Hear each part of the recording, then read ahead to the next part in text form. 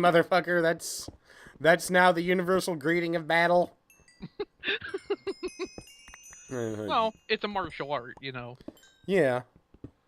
They swear on it. Yoroshiku onegaishimasu. I'm like, that's what? Well, no, see, that's not really an accurate portrayal. Yeah. Because you actually got the accent reasonably right. No, yeah, but Jonathan Frakes did not. Well, he wasn't trying. I don't even think the other guy did either. No.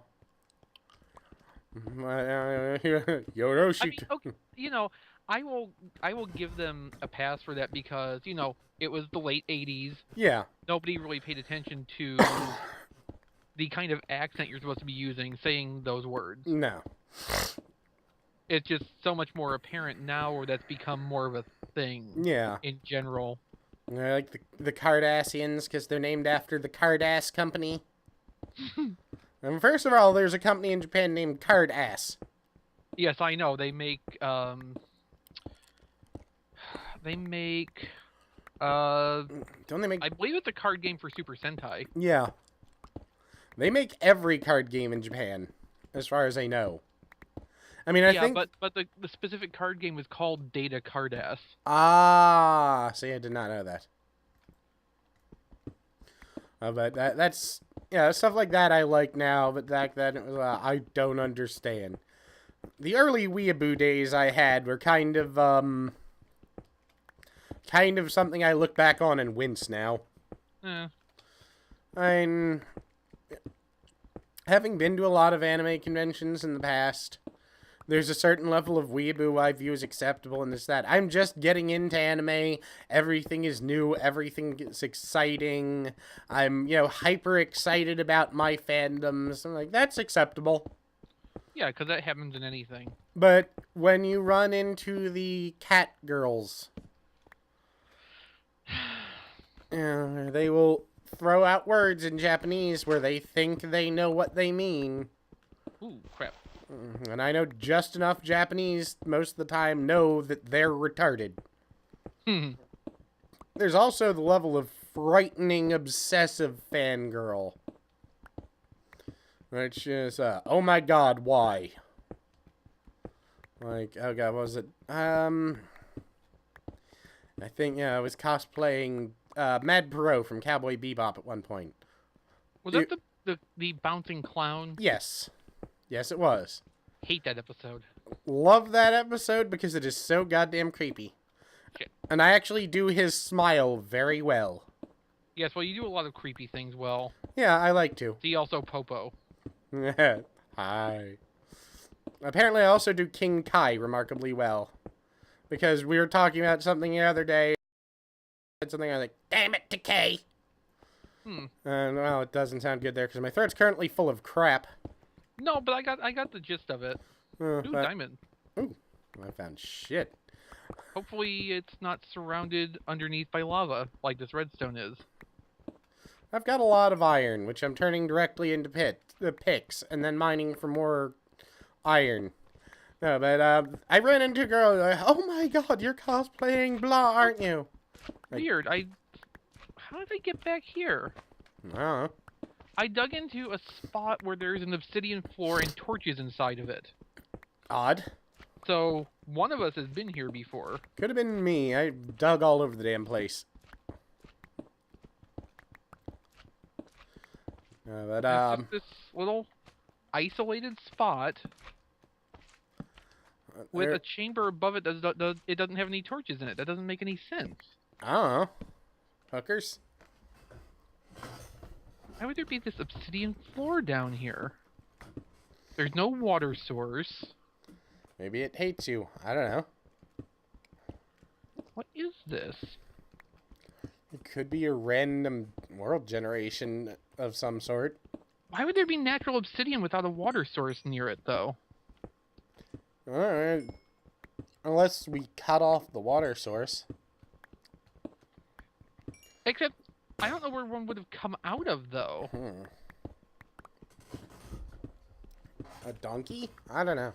I mean, there's not even any cobblestone in the wall or anything to suggest where it was plugged up. Yeah. This is weird. I have not got a clue. Oh well, back to trying to collect this diamond. Yeah. Yeah, what was it? I was cosplaying the guy from Cowboy Bebop, and I ended up apparently walking into, at the time at Otakon, there was usually a alley where people would hold up signs and offer free hugs. But they've stopped that since, according to Maryland law, or I think they've stopped that, because according to Maryland law, that sort of thing is considered prostitution. Even though it's free? Yes. I'm not sure if that's the case or not. I'm sure someone will correct me.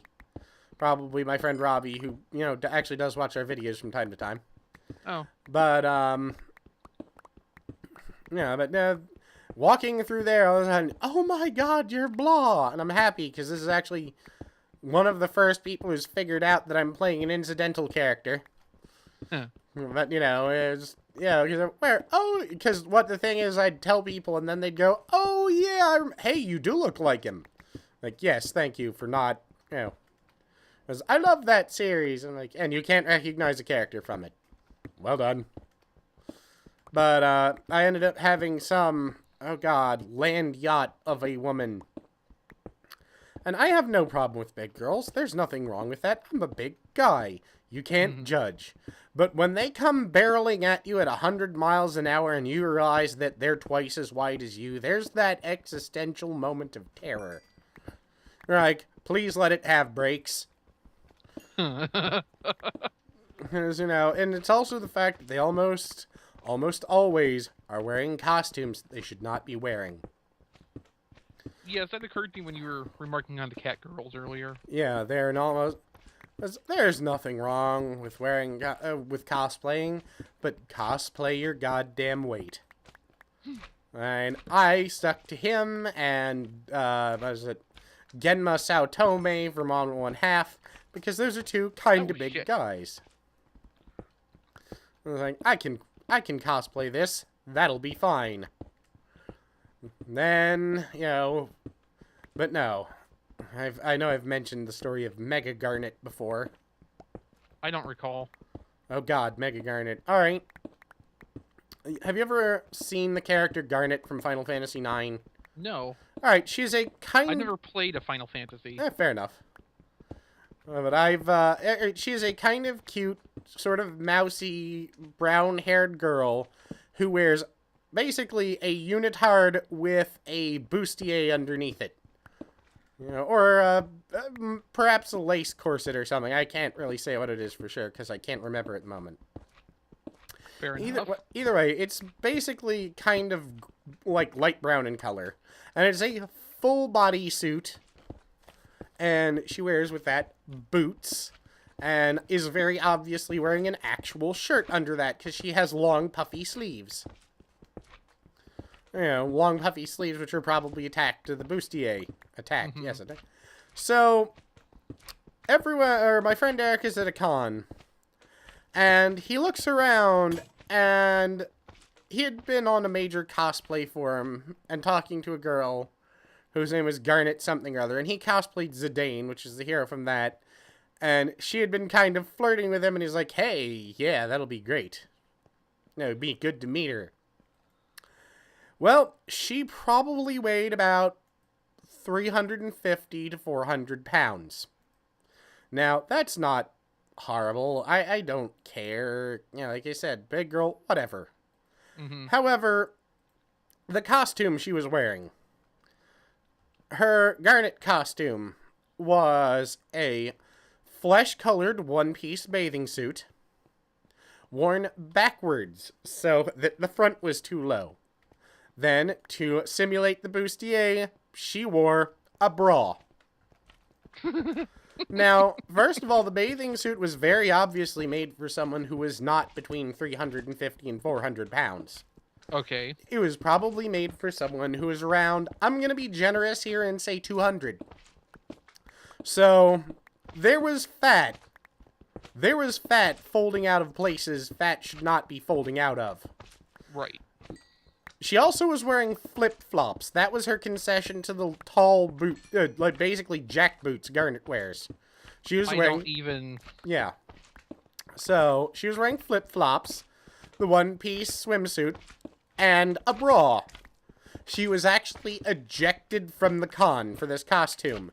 This is a con where women have walked around in a bra and panties. So, it was because, no, nothing was left to the imagination.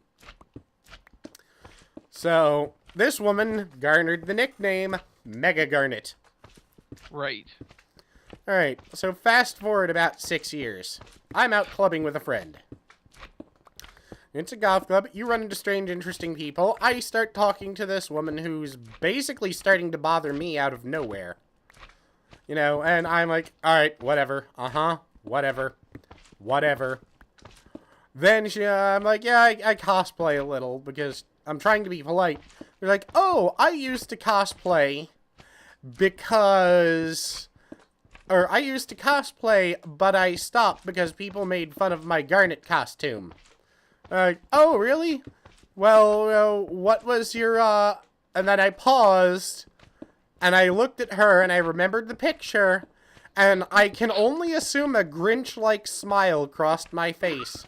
Because all of the happy, peppy talk to me this woman had a moment ago disappeared. I'm like, maybe you know my friend. He was on cosplay.com for a while. Like, well, maybe, listen, I've got to go. But I'm like, no, you might know him. Do you remember blah? No, it's fine, really. Alright, now here's the part where everything ended, or stopped being fun. I'm talking to her, it's a goth club. There are weird people in goth clubs, no one cares. Everyone there is weird. So, we're standing in the middle of a crowded area talking. While we're talking, she removes her top and changes. She removes her top and changes in front of me in the middle of the club. I saw everything. I drank as much as I could that evening. I have never drank to try and black out and forget before, but I tried that evening. It didn't work. Did it? I saw things on that woman that should not be on a female body. Or at least should not be on a female torso. I cannot describe things in detail because I'm sure the video would get flagged as inappropriate. But let's just say, that was the most horrifying experience of my life. And when I saw my friend again, I actually yelled at him for telling me the story in the first place. Because I wouldn't have kept talking to her if I hadn't known who she was. But yes, that was pretty much the time of my life that I decided, you know what, I'm done with cosplayers. I'm done with them forever. I'll just hang out with the few people I know, and everything will be fine. Everything will be dandy. That was a horrifying experience. So far my expedition has yielded 4 diamonds and some lapis. I've got 4 iron left out of what I'd mined. And 5 gold. Well,